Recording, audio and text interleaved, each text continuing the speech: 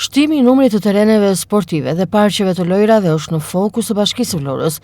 Brunilda Mersini, kryetare e bashkisë, konfirmon faktin se deri në datën 1 qershor, në festën e fëmijëve, do të ndërtohen 3 parqe lojrash në 3 blloqe të ndryshme banimi. Parqet e lojrave do të ndërtohen sipas Mersinit në sheshin përpara Pallatit të Sportit Flamurtari,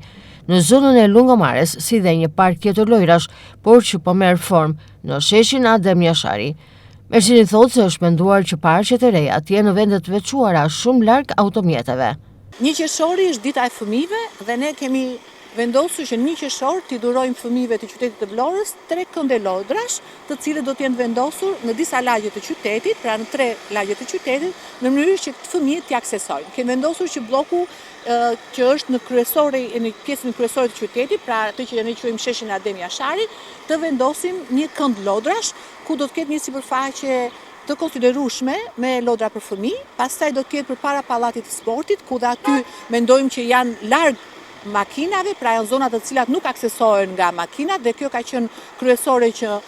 kur të vendosim parkun e lodrave të fëmijëve të ishin në vende të cilat izoloheshin nga makinat, dhe një pjesë po i mendojmë në zonën e Lungomares, meqense është një zonë e cila në sezonin turistik ka shumë fëmijë, dhe këtu në fillimin e Lungomares ka një park lodrash, por kuptohet që ai është një park lodrash që aksesohet nga fëmijët drejt pagesës, dhe kemi shpresuar që të japim fëmijëve një kënd lodrash të cilat do të jenë publik.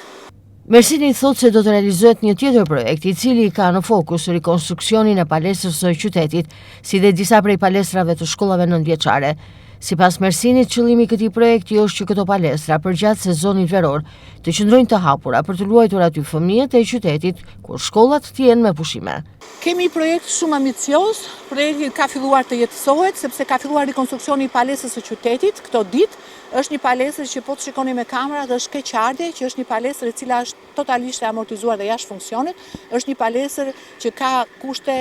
për sot që ne flasim jo dinjitoze për sportistët. Ne do të fillojmë rikonstruksionin dhe për një kohë shumë të shkurtër rikonstruksioni i palestrës së qytetit mbaron, dhe ajo palestër do të jetë e aksesueshme për të gjithë njerëzit dëshirojnë ta shfrytëzojnë këtë.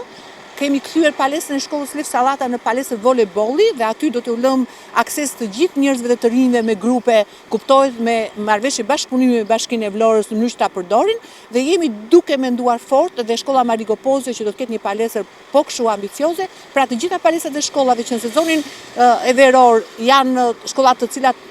janë të mbyllura për fëmijët, ti kthejmë në pika të cilat do t'i shfrytëzojmë për gjithë njerëzit që janë sportdashës. Por ka menduar që jemi duke menduar biles në këtë projekt, edhe në gjithë këtë sipërfaqe këtu të vendosim disa, le të themi, ato që dikur te shkolla industriale janë bërë si një pikë për gjithë lagjen, pika servite të paralelet, të kemi edhe disa pika këtu në mënyrë që edhe në sezonin turistik disa njerëz mund t'i shfrytëzojnë për pjesën e sportit. Gjithashtu do të nisë rehabilitimi edhe i disa tereneve ekzistuese sportive në qytet, që kanë rënë pre dëmtimeve dhe janë jo funksionale.